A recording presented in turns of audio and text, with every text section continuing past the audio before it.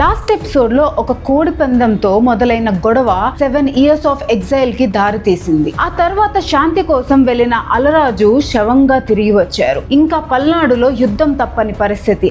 ఆ యుద్ధం కోసం రెండు వైపుల సైన్యాలు కదిలాయి. 1782 గుంటూరు ప్రాంతంలో నాగులేరు వాగు ఒడ్డున ఉన్న కారంపూడి ఒక ఆర్డినరీ ప్లేస్ కాదు. ఆ రోజు నుంచి అది ఆంధ్ర చరిత్రలో ఒక రక్త క్షేత్రంగా మారబోతుంది. ఒకవైపు గురుజాల నలగమరాజు లీడర్షిప్ లో వెనుక నుంచి మొత్తం పొలిటికల్ స్ట్రాటజీని నడిపిస్తున్న నాయకురాలు నాగమ్మ. వాళ్ళకి సపోర్ట్ గా కాకతీయులు, హొయసలాలు, కోట వంశీకులు తమ సైన్యాన్ని పంపించారు.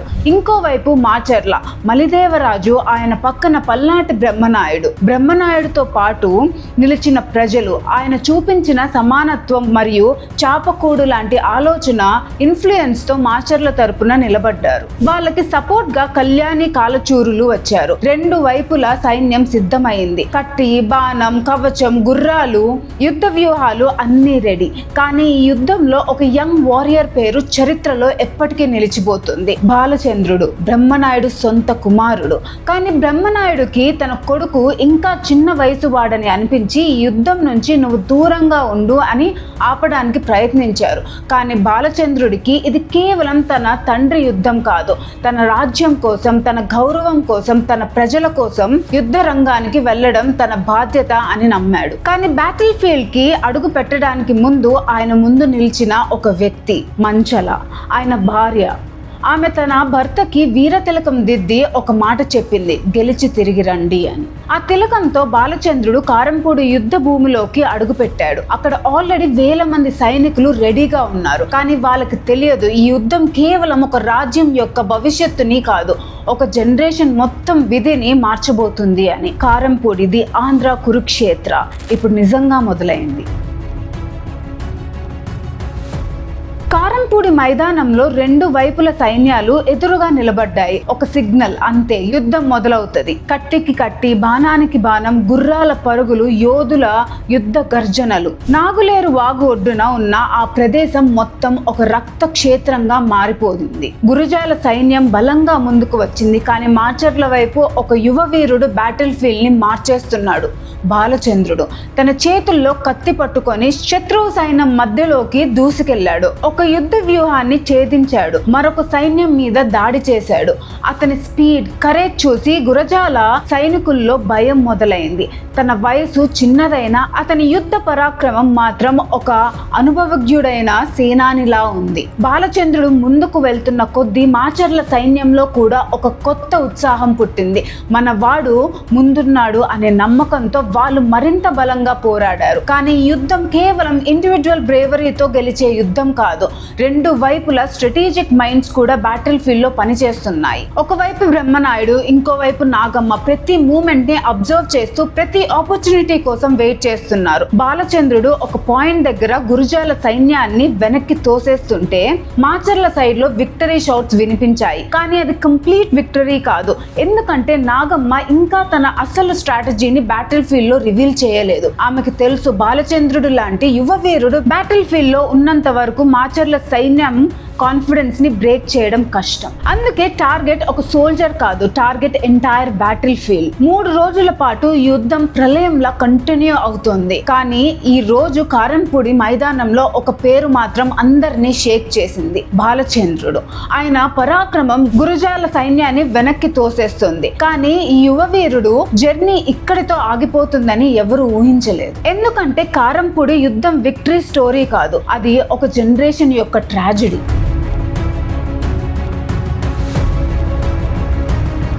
కారంపూడి బ్యాటిల్ ఫీల్డ్ లో మొదటి రోజు నుంచి యుద్ధం ఇంటెన్సిటీ పెరిగిపోతూనే ఉంది. ఒకవైపు మాచర్ల సైన్యం, ఇంకోవైపు గురుజాల సైన్యం. రెండు సైడ్స్ నుంచి అటాక్స్, కౌంటర్ అటాక్స్, ప్రతి అడుగు వెనక ఒక ప్రాణం.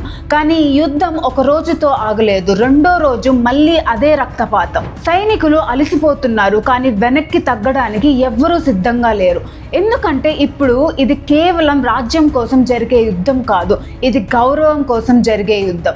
ఆ బ్యాటిల్ ఫీల్డ్ మధ్య మధ్యలో బాలచంద్రుడు ఇంకా పోరాడుతూనే ఉన్నాడు.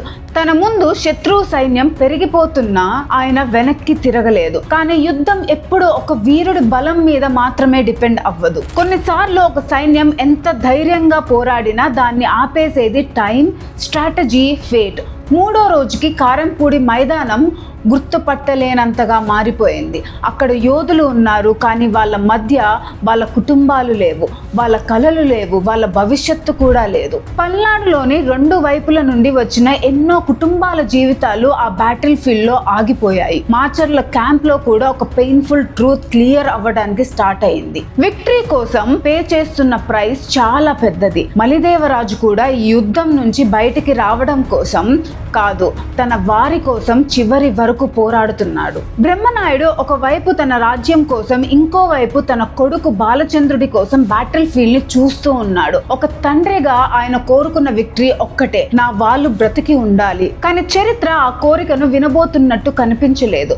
యుద్ధం ఫైనల్ స్టేజ్ కి చేరుకుంది. బాలచంద్రుడు ఇంకా శత్రువులతో పోరాడుతూనే ఉన్నాడు. మలిదేవరాజు సైన్యం కూడా చివరి శక్తి వరకు నిలబడింది. కానీ ఈ యుద్ధంలో గెలుపు ఎవరికి? మాచర్ల వాళ్ళకి, గురజాల వాళ్ళక, లేక ఇద్దరు వైపులు మిగిలిన వాళ్ళందరికీ ఇది ఒక ఓడిపోయిన విజయమా? ఎందుకంటే కారంపూడి యుద్ధం ముగిసే సమయం దగ్గర పడుతున్న కొద్దీ పల్నాడు చరిత్రలో కొన్ని పేర్లు శాశ్వతం కాబోతున్నాయి. అందులో బాలచంద్రుడి పేరు ముందు వరుసలో.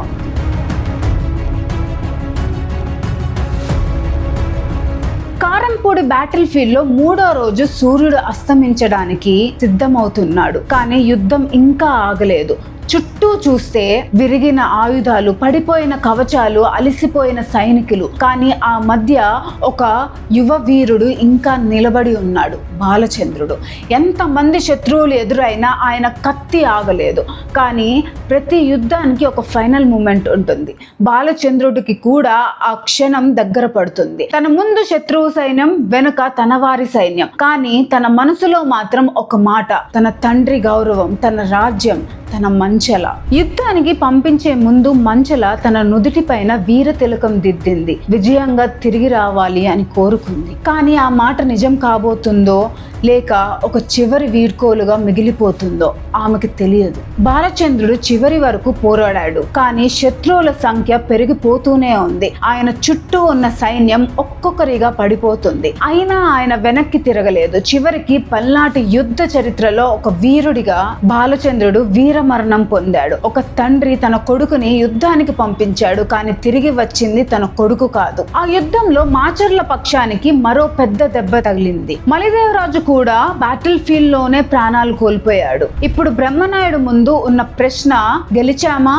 కాదు.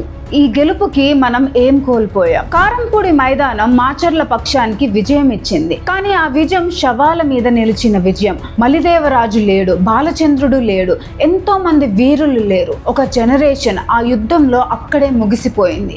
కానీ కారంపూడి యుద్ధం ఒక రాజ్యాన్ని గెలిచిన స్టోరీతో ఎండ్ అవ్వలేదు. ఆ విజయం తర్వాత పల్నాడుకి ఏం జరిగింది? మలిదేవరాజు మరణించడంతో బ్రహ్మనాయుడు శత్రువు నలగమరాజుకే మళ్ళీ రాజ్యాన్ని అప్పగించాల్సి వచ్చింది.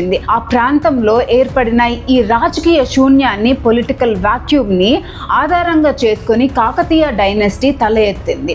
వాళ్ళు పల్నాడు మీద దండయాత్ర చేసి మొత్తం ప్రాంతాన్ని తన సామ్రాజ్యంలో కలిపేసుకున్నారు. చివరికి మిగిలింది కేవలం గుండెల్లో బాధ, ఆరిపోయిన క్షమ మరియు చరిత్రలో మిగిలిపోయిన వీరుల గాథలు. కారంపూడిలో ఉన్న పల్నాటి వీరుల గుడి ఇప్పటికీ ఆ వీరుల ఆయుధాలని భద్రపరిచి ప్రతి సంవత్సరం వాళ్ళ పరాక్రమాన్ని గుర్తు చేస్తూనే ఉంటుంది.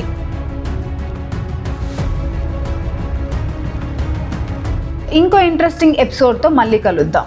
జై భారత్.